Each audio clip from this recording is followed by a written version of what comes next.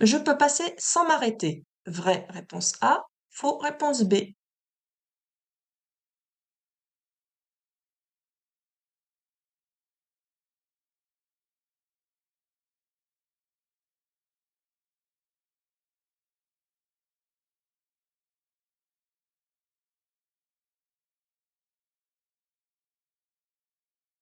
Ici, on peut voir un passage piéton avec sa ligne d'effet pour s'arrêter au passage piéton.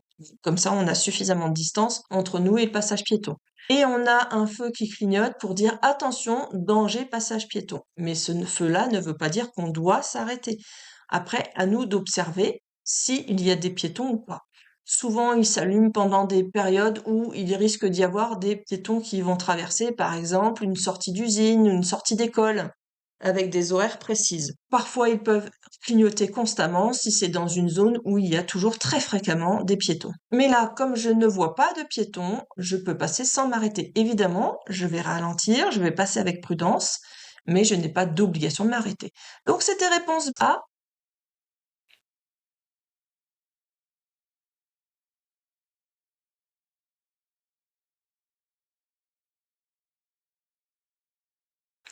Il est préférable de stationner en marche avant dans cet emplacement. Vraie réponse A. Faux réponse B.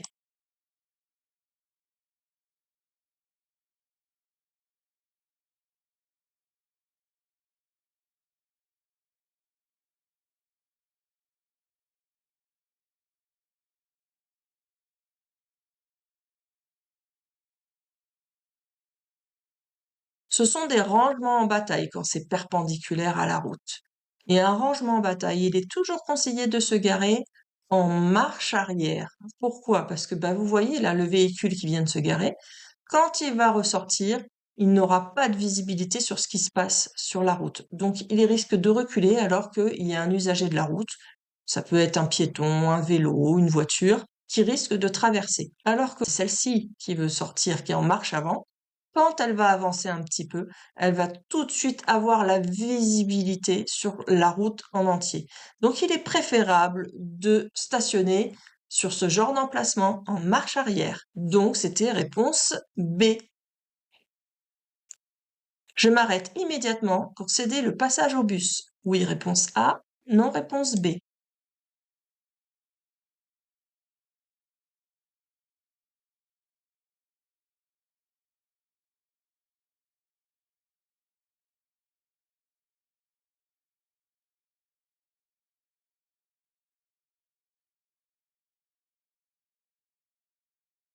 Alors, on voit que là, il a les feux de détresse. Ça veut dire qu'il a arrêté pour un bon moment.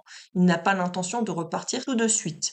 S'il avait eu uniquement le clignotant à gauche, là, je me serais arrêtée pour le laisser passer parce que il devient donc prioritaire pour quitter son stationnement. Là, c'est pas le cas. Donc, c'était réponse B. Je ne m'arrête pas immédiatement. Donc, réponse B. Je peux suivre la voiture grise. Oui, réponse A. Non, réponse B.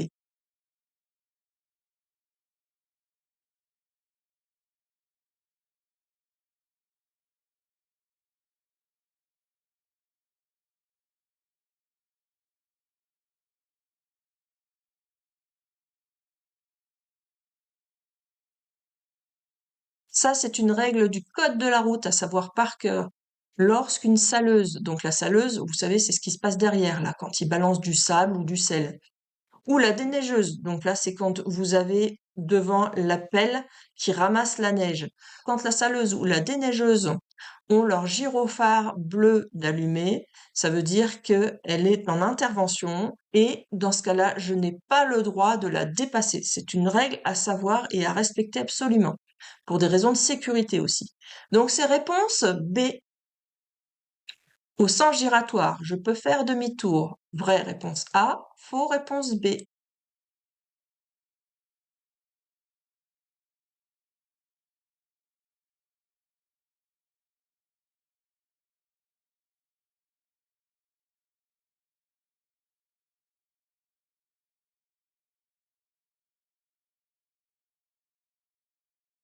Alors, tous les sens giratoires sont dessinés comme ça, avec un creux au milieu, là où il n'y a rien. C'est pour bien insister dans le sens de circulation, pour que bien vous assurer de partir vers la droite. Mais ça ne vous empêche pas de faire demi-tour. Donc c'est pas parce qu'il y a un creux que le rond-point s'arrête et qu'il ne mène nulle part ailleurs. Donc, est-ce que je peux faire demi-tour? Vraie réponse A.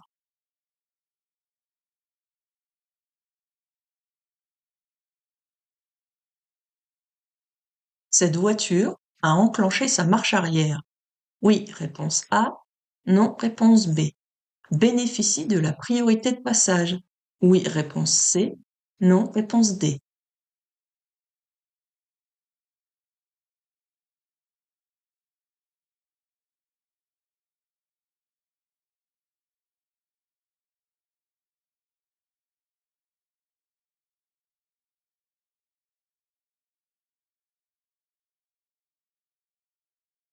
Alors on peut voir que cette voiture a bien enclenché sa marche arrière. On le voit parce qu'il y a les feux blancs qui sont allumés ici. Donc elle a bien l'intention de reculer. Pour l'instant, on l'a vu sur la vidéo, elle ne bougeait pas, mais elle a l'intention de reculer. Alors, est-ce qu'il est prioritaire? On voit qu'il sort de chez lui. Il y a les poteaux du portail. On peut apercevoir ici qu'il y a le trottoir et on a vu des véhicules qui circulaient tout à l'heure. Si on revient en arrière, on voit des véhicules qui circulaient sur la chaussée et lui n'est pas sur la chaussée. Donc, comme il sort de chez lui, qu'il n'est pas sur la chaussée, il n'est pas prioritaire. Donc, il ne bénéficie pas de la priorité de passage. Donc, c'était réponse A et D. Pour ne pas louper mes vidéos suivantes, n'oubliez pas de vous abonner et puis d'activer surtout la cloche de notification, comme ça vous serez prévenu dès que j'ai une vidéo qui est en ligne, j'en mets très fréquemment. Et si vous appréciez mes explications, mettez-moi un like, ça c'est pour me faire plaisir. Allez, on passe à la question suivante. Ce motard est bien placé pour tourner à droite. Oui, réponse A. Non, réponse B.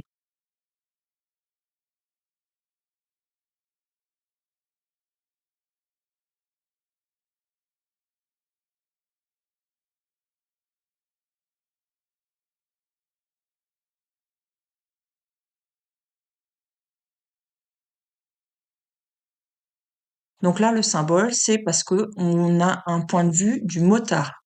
Donc vous voyez, on est comme si on était placé sur la moto. Là, on constate qu'il est sur une voie réservée qui est pour les bus et pour les cyclistes. Un motard n'est pas un cycliste. Un motard doit rouler, comme pour les voitures d'ailleurs, doit rouler dans la voie d'à côté. Il n'a pas le droit d'utiliser la voie réservée pour les bus ou pour les cyclistes. Donc, il n'a pas à se placer ici pour tourner à droite. Il doit rester dans cette voie-là. D'ailleurs, on a aussi la flèche, vous voyez, pour tourner à droite. Donc, il doit rester dans cette voie-là. Ensuite, quand le feu sera vert, il pourra avancer. Et il aura le droit de traverser la voie réservée pour tourner à droite, mais uniquement la traverser, pas circuler dessus. Donc là, c'était réponse B. La signalisation indique une priorité ponctuelle, réponse A, une limitation de vitesse, réponse B, une interdiction de klaxonner, réponse C.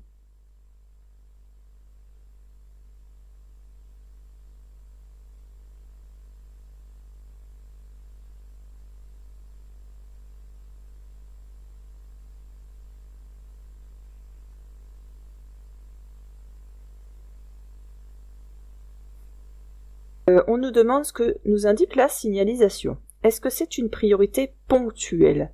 Alors non, ce n'est pas une priorité ponctuelle parce que c'est ce panneau-là, priorité ponctuelle. Celui-ci veut dire route à caractère prioritaire. Ça veut dire que je serai prioritaire sur l'intersection qui vient, mais aussi la suivante et ainsi de suite. Donc là, ce n'est pas une priorité ponctuelle. Est-ce que je rencontre une limitation de vitesse? Eh bien oui, indirectement oui. Pourquoi? Parce que je rentre dans une agglomération. Ici, si je rentre dans Moulins. Quand on a un panneau d'agglomération, ça veut aussi dire que nous sommes limités à 50 km/h, mais aussi qu'il est interdit d'utiliser l'avertisseur sonore, donc le klaxon, sauf en cas de danger immédiat. Donc là, la signalisation, qu'est-ce qu'elle m'indique? Une limitation de vitesse, on est d'accord, et aussi une interdiction de klaxonner. Donc ces réponses B et C. Un véhicule consomme davantage si je place les bagages dans le coffre du véhicule, réponse A, dans un coffre de toit, réponse B.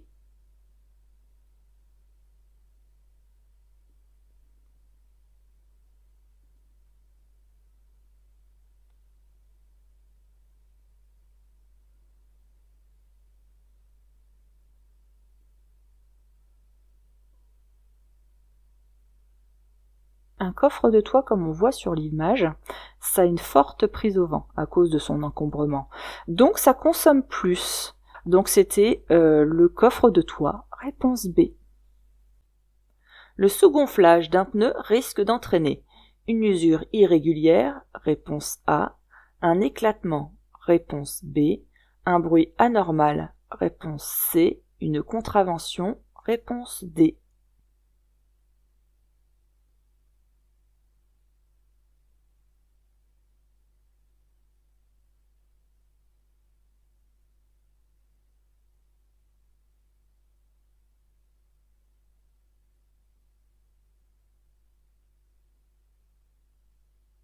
Alors, un sous-gonflage, ça entraîne une usure, surtout, vous voyez, comme ici, là, ça c'est un sous-gonflage. Donc, les flancs sont plus en contact avec la route, et ce n'est pas fait pour ça. Là, il y a une grosse épaisseur, et là, ici, de ce côté-là, c'est assez fin. Donc, ça va chauffer, ça va surchauffer, et il y aura un risque de passement donc de votre pneu, et donc d'éclatement.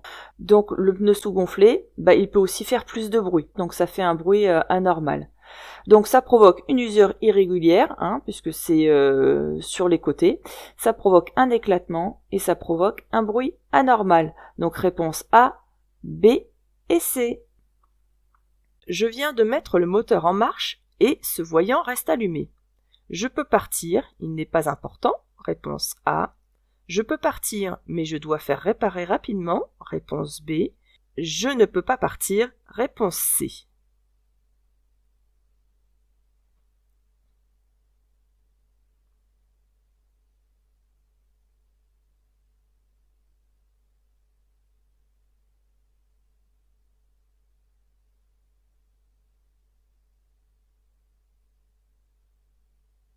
Alors au démarrage, si ce voyant reste allumé, c'est qu'il y a un problème. Parce que normalement, après, une fois que vous avez démarré, il est censé s'éteindre. Donc s'il reste allumé, c'est qu'il y a un problème. Et là, s'il est rouge, ça veut dire je ne peux pas partir. Alors, ici, il indique soit un manque de liquide de frein, de freinage, ou le blocage du frein à main qui est serré par exemple, ou qui est bloqué. Donc dans un premier temps, vous allez d'abord vérifier si le frein à main n'est pas enclenché. Si c'est ça, il suffit d'enlever votre frein à main, et puis le voyant va s'éteindre. Si le frein à main est bien baissé, enlevé, désenclenché, et que le voyant est encore allumé, là c'est un problème plus grave. Et ça peut provenir par exemple d'un manque de liquide de frein dans le système de freinage.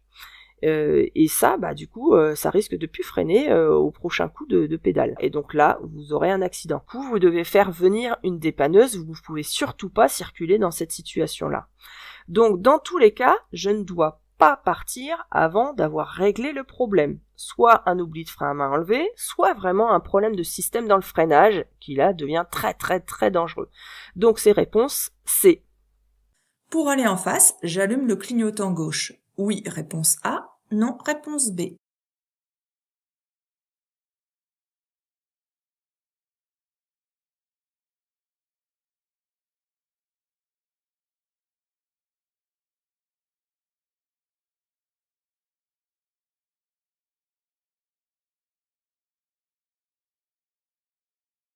Donc là, vous avez la route principale qui part vers la droite et donc en face, on va quitter la route principale pour pouvoir aller en face. Surtout, on coupe pas comme ça non plus en biais tout droit, parce que vous avez l'axe médian ici, si on l'imagine. Donc on reste le long et à hauteur de l'intersection, on va tourner.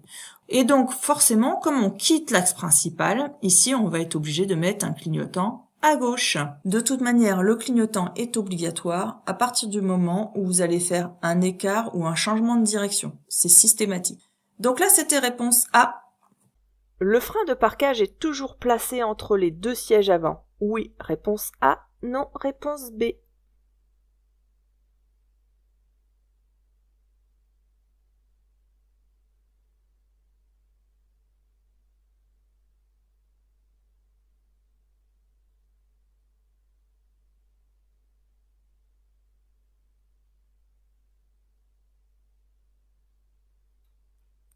Alors, le frein de parquage, c'est ça. On l'appelle aussi le frein de stationnement ou le frein de parking ou le frein à main. Mais justement, à tort, maintenant, les nouvelles voitures, c'est plus toujours à main. Des fois, vous avez un petit bouton à appuyer qui peut se trouver à droite ou à gauche de votre volant pour enclencher le frein à main. Des fois, ça peut être aussi un frein à pied. D'accord, il faut appuyer sur une pédale qui est à gauche la plupart du temps, sur le côté, pour pouvoir enclencher votre frein à main. Attention, c'est pas toujours au centre maintenant. Donc là, c'était réponse B. Lors d'un long trajet, le conducteur a tendance à modifier sa position de conduite. Oui, réponse A. Non, réponse B. À être moins vigilant. Oui, réponse C. Non, réponse D.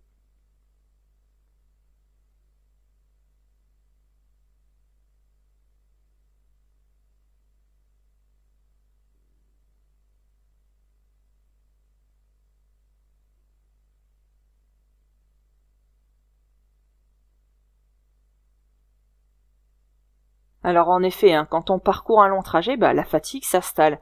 On a des fois des crampes, des fourmillements ou un peu de raideur dans le dos, dans la nuque, même au niveau des bras un peu, on a l'impression que les bras sont un peu lourds. Et du coup, notre position de conduite, elle se modifie un petit peu. On a tendance un petit peu à s'enfoncer dans le fauteuil. Vous verrez même, ceux qui ont commencé à conduire, vous réglez vos rétroviseurs au début de votre leçon de conduite, et puis à peu près au milieu de la leçon de conduite, vous dites que finalement les rétroviseurs ne sont plus si bien réglés. C'est parce que vous avez changé de position sur votre siège. C'est normal. Donc n'hésitez pas, quand vous en avez l'occasion, surtout pas en circulant, mais quand vous en avez l'occasion, vous pouvez régler vos rétroviseurs, ça ne pose pas problème. Donc en effet, ça a tendance à modifier sa position de conduite, mais on a aussi tendance à être moins vigilant. C'est pour ça qu'il faut faire une pause, et je vous rappelle, la pause c'est conseillé toutes les 2 heures, au moins. Donc là, réponse A et C. Je peux pratiquer l'éco-conduite avec une voiture ancienne. Oui, réponse A. Non, réponse B. Avec une voiture à boîte de vitesse automatique. Oui, réponse C. Non, réponse D.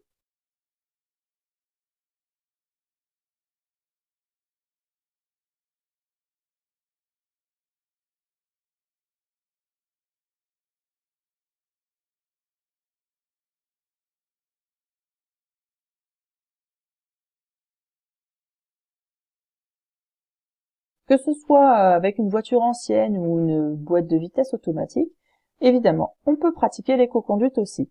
Il suffit de réduire sa vitesse de pointe, de choisir ses trajets par exemple en évitant les bouchons, d'anticiper un petit peu plus, comme ça évite d'accélérer pour rien et ensuite de freiner inutilement, d'éviter de faire chauffer son moteur à l'arrêt, il vaut mieux faire chauffer son moteur progressivement en roulant plutôt qu'à l'arrêt. Donc là-bas c'était réponse A et C. La climatisation de mon véhicule est encrassée. Cela va avoir une incidence sur la consommation. Oui, réponse A. Non, réponse B.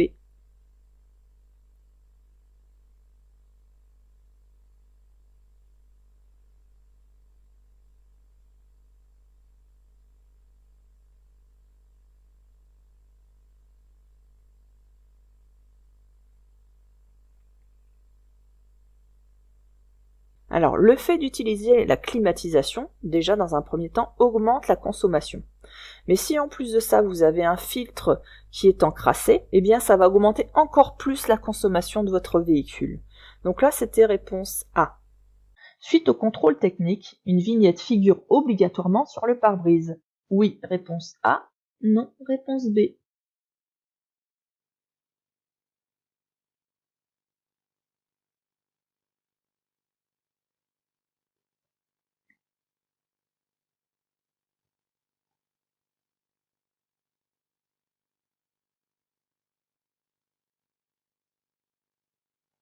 Ici, on vous précise bien suite au contrôle technique. Faites attention parce que des fois, il y a des petites questions pièges par rapport à ça.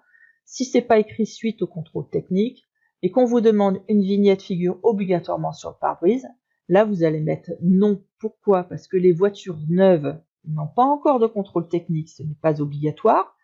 Donc, elles n'ont pas de vignette à mettre dans les premières années. Faites bien attention à ça.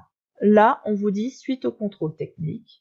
Donc là, si un contrôle technique a été fait, vous avez obligation de mettre la vignette. Elle doit être visible en cas de contrôle par les forces de l'ordre. Donc c'est réponse A.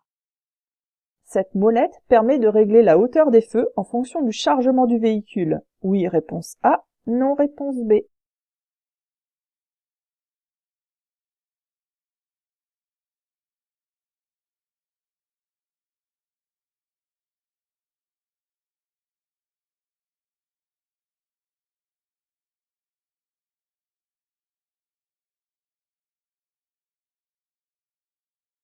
Alors on aperçoit des grilles de ventilation, hein. On peut diriger vers le haut, vers le bas, à gauche et à droite.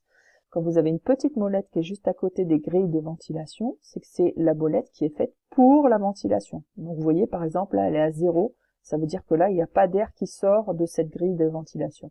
Ok, mais vous pouvez mettre une force plus ou moins importante. Donc ne pas confondre avec cette molette là qui est là, faite pour la hauteur des feux. D'accord, en fonction du chargement du véhicule. Donc là, c'était réponse B. J'adopte une conduite économique en ayant une conduite nerveuse. Réponse A. En augmentant les distances de sécurité. Réponse B. En faisant preuve d'anticipation. Réponse C.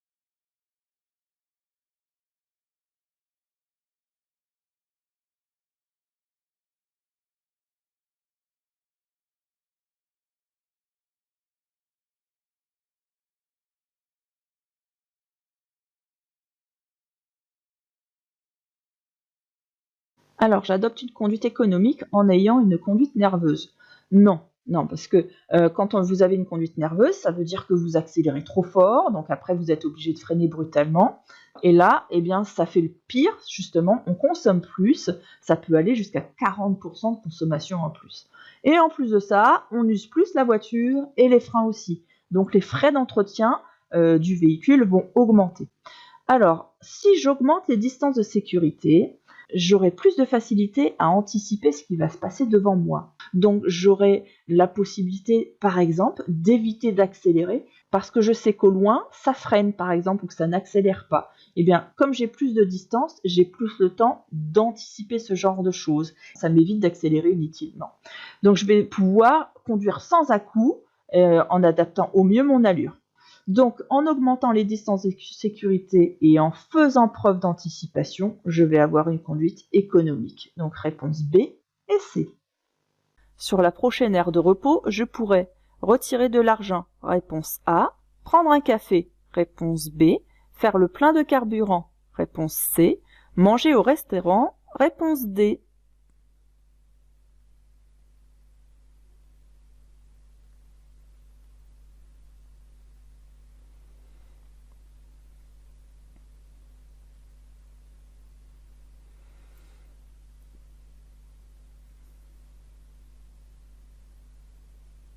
Donc je vais vous expliquer un petit peu comment fonctionne ce panneau-là. Donc on sait qu'on est sur l'autoroute parce que c'est un aire de repos qui est en bleu, donc c'est l'autoroute.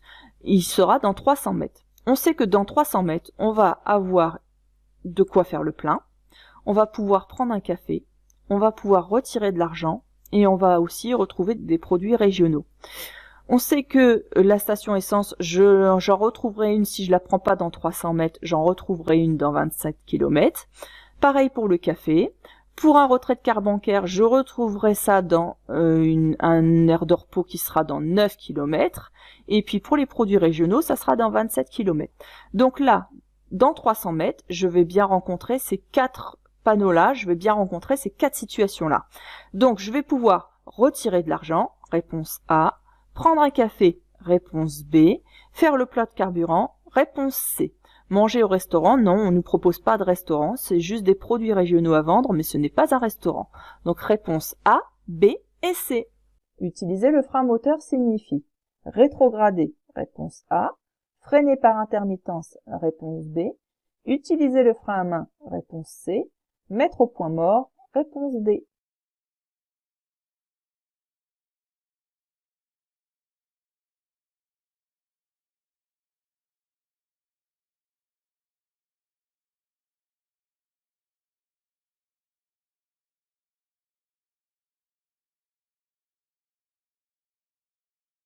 Alors, qu'est-ce que c'est que utiliser le frein moteur? Eh bien, c'est en fait lâcher l'accélérateur. Quand vous lâchez l'accélérateur, le moteur va ralentir, il va tourner moins vite, donc il va faire ralentir vos roues.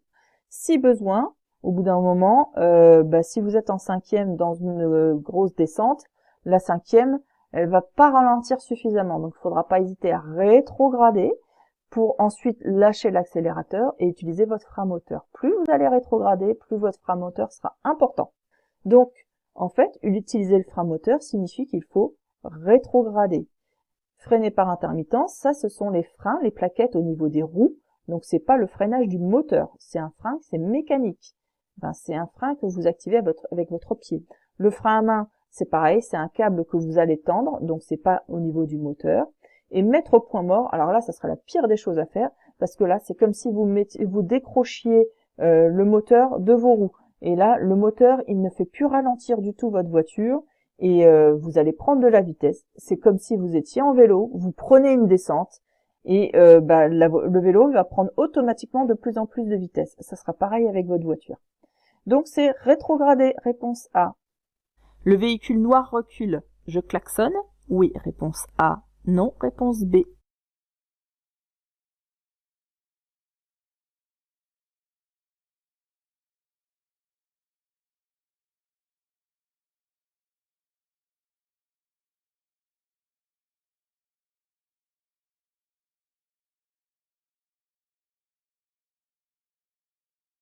Alors, on peut voir que là, le véhicule noir recule grâce à ses feux de recul, pas uniquement parce que la question nous le dit, mais parce que on voit aussi les feux de recul d'allumés, les feux blancs.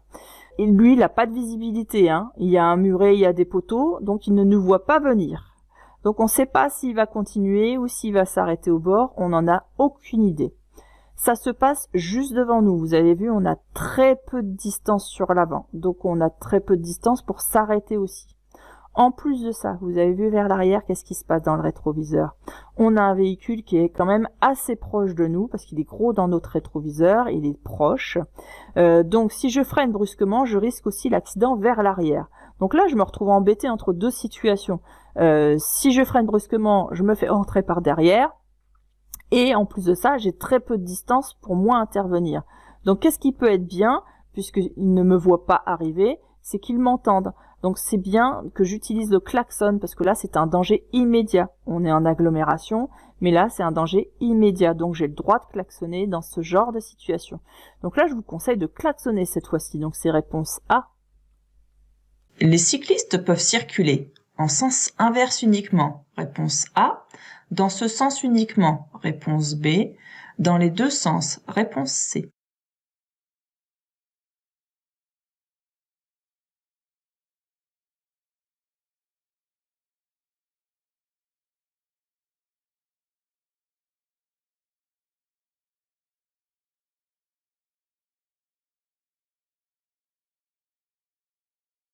Alors, les cyclistes, en effet, peuvent aller dans ce sens-là sans aucun problème. Donc, ils peuvent aller dans ce sens-là. Et là, qu'est-ce qu'on voit? On voit qu'il y a une autorisation pour les cyclistes de circuler aussi dans ce sens-là. Donc, en fait, les cyclistes ont le droit dans les deux sens de circulation. Parce que ici, c'est un double sens cyclable. Ça s'appelle comme ça. Donc, c'était réponse C. En général, il est possible d'emporter son vélo dans un tramway. Oui, réponse A. Non, réponse B.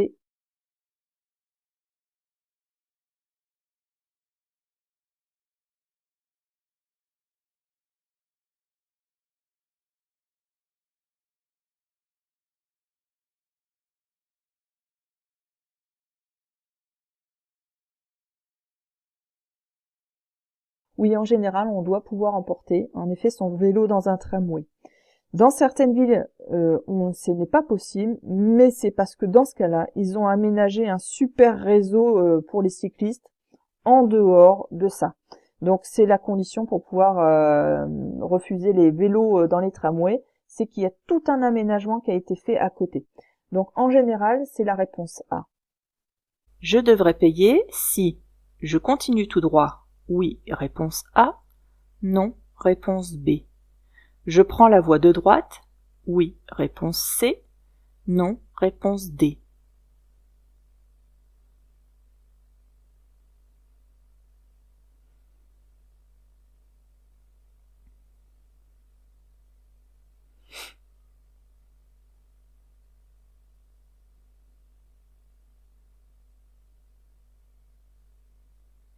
Eh bien ici, il faut observer les panneaux. Et on a une précision importante. C'est que là, il y a écrit péage. Ce qui veut dire que là, si je reste sur l'autoroute 133, donc direction Paris, j'ai 2 flèches possibles, ces 2 voies-là, je suis donc dans ce panneau-là. Et à 500 mètres, je pourrais aller direction Paris, Orléans, Évreux, Louviers, et j'aurai un péage, d'accord? Si j'utilise la voie de droite, direction Oissel, Saint-Étienne, là, j'ai aucune indication de péage. Donc ici, je ne devrais pas payer dans la voie de droite. Donc je devrais payer si je continue tout droit. Oui, réponse A. Si je prends la voie de droite, non, réponse D. Je serre à gauche. Oui, réponse A. Non, réponse B.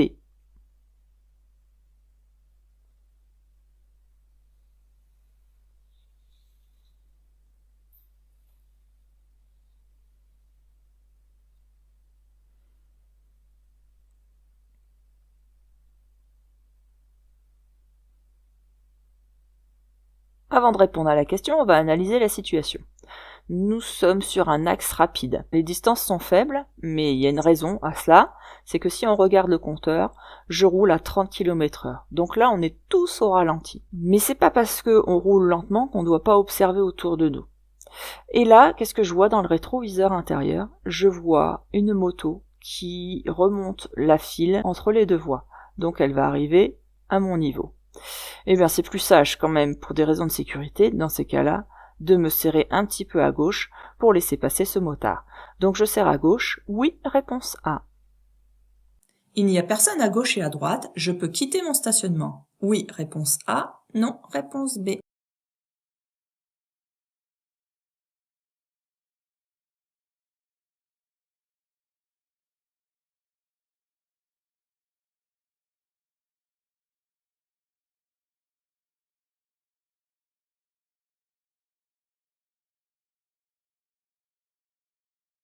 Donc c'est pas parce qu'il y a personne à gauche et à droite sur l'axe là qu'on peut tout de suite quitter le stationnement. Il faut aussi vérifier, voir s'il y a des piétons par exemple qui passent entre 2 voitures de chaque côté, devant, derrière, sur les côtés. Et puis il faut aussi regarder les autres véhicules. Et là on constate que en face de moi, ceux qui sont garés en face, ils ont mis le feu de recul. Certainement qu'ils n'ont pas vu que j'allais avancer moi, ils sont en train de reculer, donc par sécurité, je vais les laisser manœuvrer et ensuite je vais y aller. Donc non, je ne quitte pas tout de suite mon stationnement, donc c'était réponse B. Après chaque passage d'un ralentisseur, mon véhicule a tendance à rebondir. C'est dû à un problème d'amortisseur? Oui, réponse A. Non, réponse B.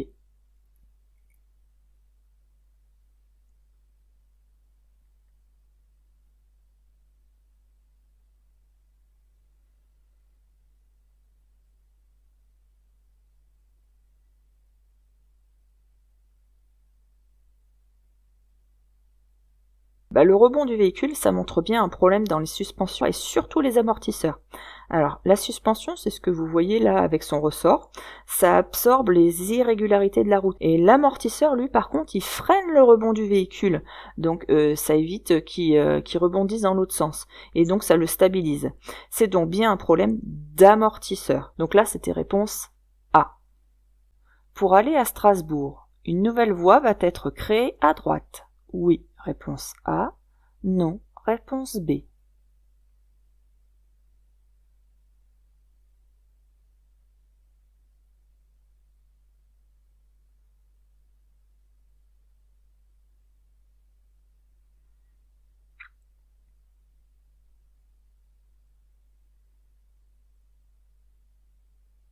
Nous voulons donc aller à Strasbourg. Alors quand on observe sur le panneau là, donc on voit bien que c'est un panneau d'autoroute, les 2 vont à l'autoroute, donc c'est une bifurcation. Et donc Strasbourg, c'est bien sur la droite. Donc c'est pas une sortie puisque ça reste l'autoroute, c'est une bifurcation. Alors il ne faut pas confondre avec ce panneau-là, avec celui-ci. Vous voyez, là, ici, vous avez 2 voies. Celle de droite part à droite et celle de gauche continue tout droit. Là, vous n'avez qu'une seule voie. Celle de droite va soit à droite, mais elle peut aussi continuer tout droit. Donc en fait, qu'est-ce qu'on va avoir un peu plus tard avec ce genre de signalisation? C'est-à-dire que là, on va avoir une voie qui va se créer spécifiquement pour tourner plus tard à droite. Pour pouvoir continuer tout droit, eh ben, qu'est-ce qu'il faut faire? Il faut que je change de voie, je me décale dans la voie d'à côté pour pouvoir aller direction Paris.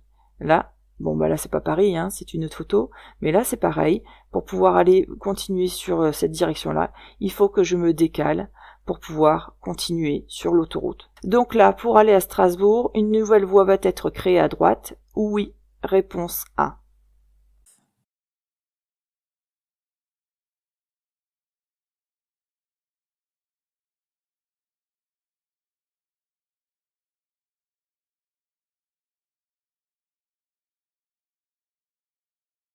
Dans cette situation, mettre son clignotant est inutile, réponse A, utile, réponse B, obligatoire, réponse C.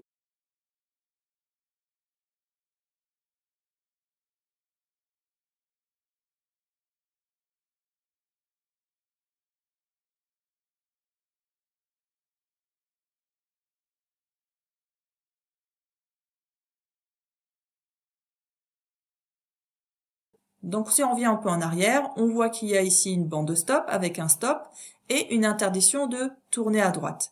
Donc la preuve, vous avez un sens interdit. Il y a aussi un sens interdit ici, sauf cycliste. Donc nous sommes obligés d'aller à gauche. On pourrait se dire que c'est pas nécessaire d'utiliser le clignotant. C'est toujours important de mettre un clignotant. Pourquoi c'est important? Si on avance un petit peu plus dans la vidéo, et on peut voir que d'ailleurs il y a un véhicule, vous voyez, qui arrive en face. Lui n'a pas encore toutes les informations et il serait bien content de savoir ce qu'on a l'intention de faire. Idem pour les piétons, s'il y a des piétons sur les côtés ou des cyclistes qui arrivent, ils seront contents de savoir où est-ce qu'on s'oriente, ainsi que le véhicule qui est derrière. S'il y a un véhicule qui arrive derrière, nous on lui cache la signalisation. Donc il n'a pas toutes les informations sur ce qui se passe sur l'intersection, donc il ne sait pas forcément ce que j'ai l'intention de faire. Donc je mets mon clignotant. C'est toujours utile de mettre un clignotant.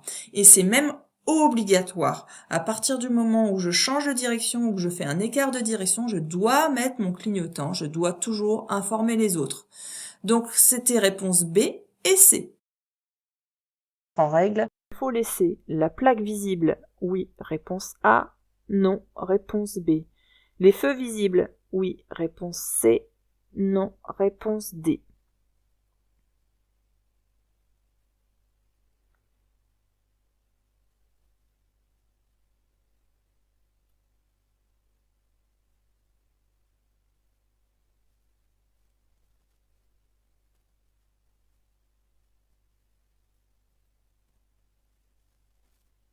Pour être en règle, lorsqu'un vélo est fixé à l'arrière, il ne doit surtout pas cacher, même partiellement, même un tout petit peu, les feux qui sont à l'arrière. Donc tous ces feux qui sont ici doivent être obligatoirement visibles. Sinon, on risque de surprendre les usagers qui sont derrière et qui ne savent pas ce qu'on a l'intention de faire. Donc les feux doivent toujours rester visibles.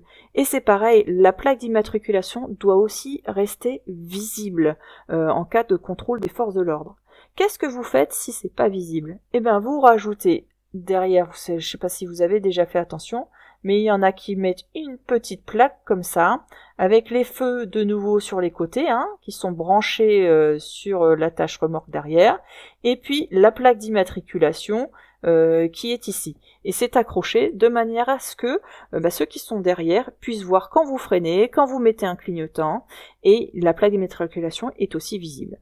Donc là, c'était réponse A et C. Cette conductrice est correctement installée au poste de conduite. Oui, réponse A. Non, réponse B.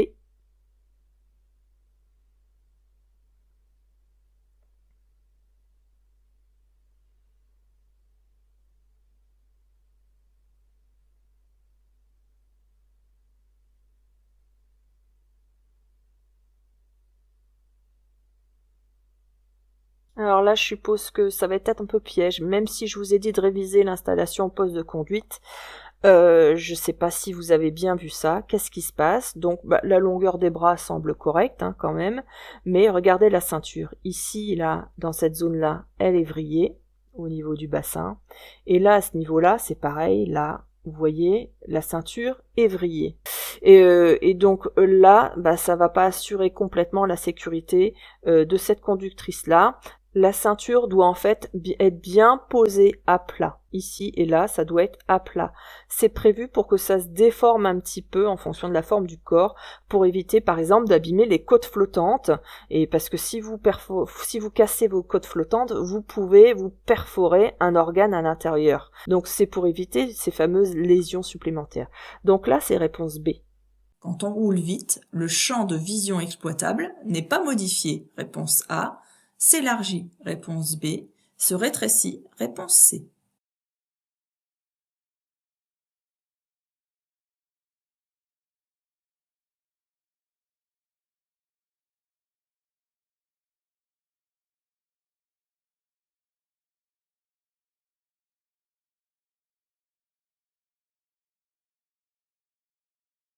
Alors oui, plus on va rouler vite, plus le champ de vision va se modifier. Et donc plus on va rouler vite, plus ça va se rétrécir. C'est un peu comme un effet tunnel. On ne voit plus que ce qui se passe au centre et au loin, et pas sur les côtés. Donc c'était réponse C. Je peux m'engager après ce panneau si je tracte une caravane dont le poids total roulant autorisé est de 100 kg. Réponse A. 200 kg. Réponse B. 300 kg. Réponse C. 400 kg. Réponse D.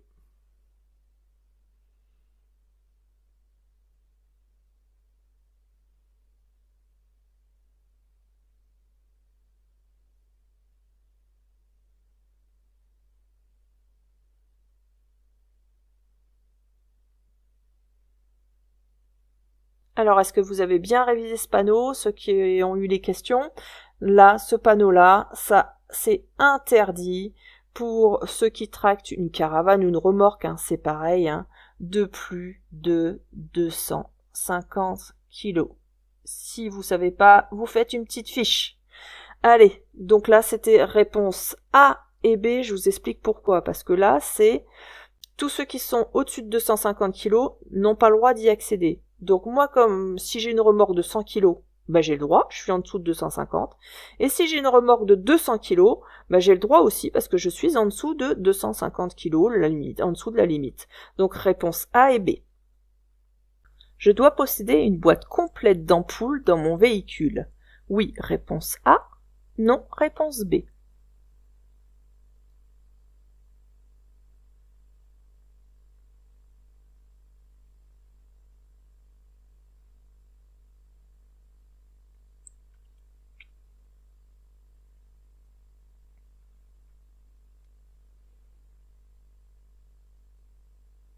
Alors ça, c'est une idée reçue. Souvent, on croit que c'est obligatoire d'avoir une boîte d'ampoules de rechange dans notre véhicule.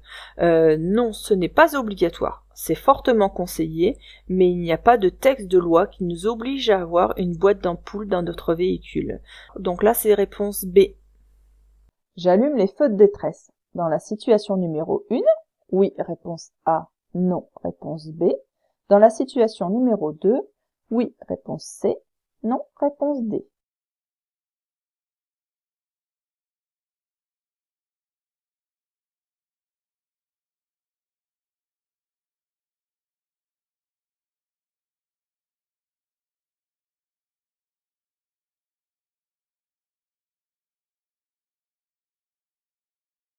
Derrière moi, là, il y a déjà des véhicules qui sont derrière, donc ils sont déjà au courant qu'il y a eu un fort ralentissement vers l'avant.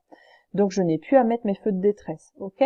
Là derrière, il n'y en a pas. Les véhicules, il est assez loin derrière et il y en a un autre en plus qui va changer de voie. Donc il est à la fois en train de regarder s'il peut s'insérer et en même temps il risque d'être surpris par le bouchon qu'il y a devant. Donc là, c'est important que je signale avec mes feux de détresse parce qu'on peut considérer que je suis le dernier de la file. Quand ce véhicule-là arrivera un peu plus à ma hauteur, là, je pourrai enlever mes feux de détresse. Donc, est-ce que j'allume les feux de détresse dans la situation numéro 1? Non. Est-ce que j'allume les feux de détresse dans la situation numéro 2? Oui. Donc, c'était réponse B et C.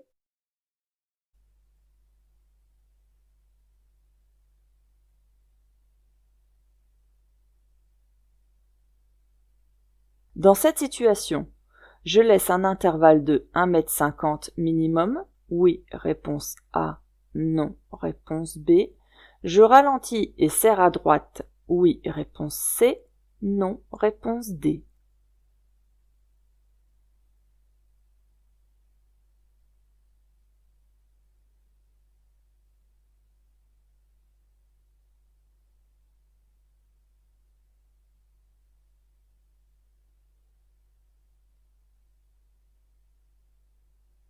Donc la règle pour passer un piéton ou un cycliste, enfin n'importe quel usager, il faut un espace latéral minimum.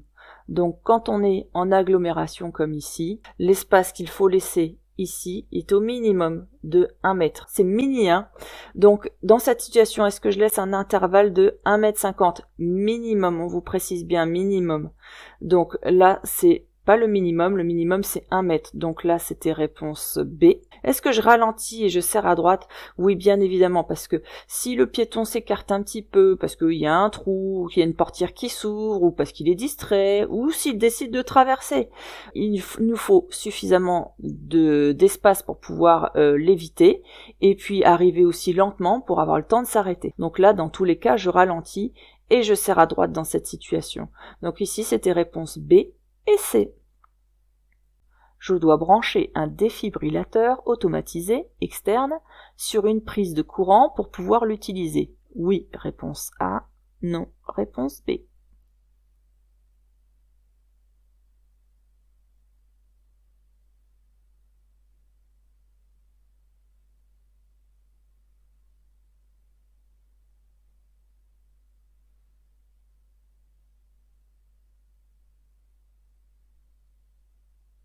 Alors, on appelle ça aussi un DAE, hein, un défibrillateur, D, A automatisé et E externe. Alors c'est un appareil portable et ça fonctionne pas avec une prise de courant, mais au moyen d'une batterie. À quoi ça sert, hein? Ça permet d'analyser l'activité du cœur d'une personne, savoir si elle est en arrêt cardiaque.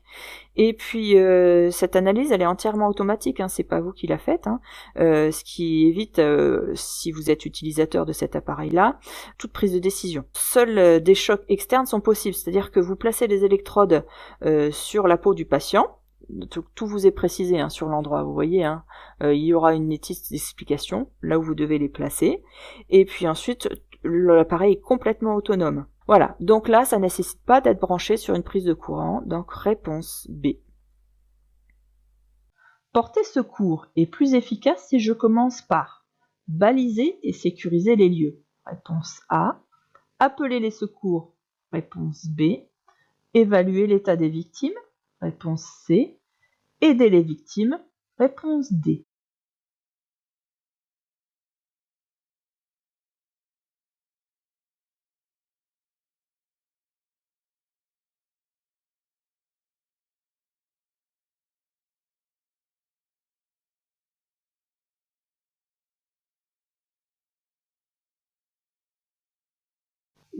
Quand on arrive sur un accident, on doit toujours respecter le pas. Donc P comme protéger, A comme alerter et S comme secourir. Donc je dois toujours protéger. Je commence par ça. Protéger, ça veut dire quoi? Eh bien, ça veut dire que je vais allumer les feux de détresse, que je vais mettre un gilet haute sécurité, que je vais mettre le triangle de présignalisation à 30 mètres.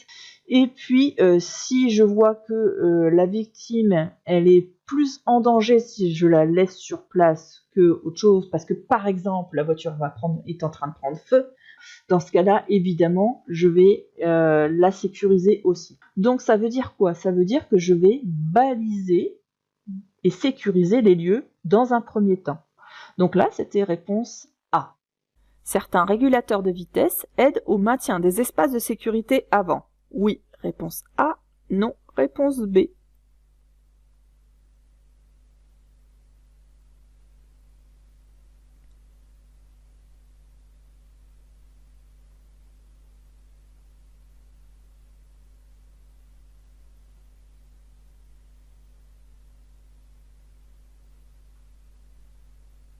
Les éléments de sécurité, ça évolue très vite dans les voitures.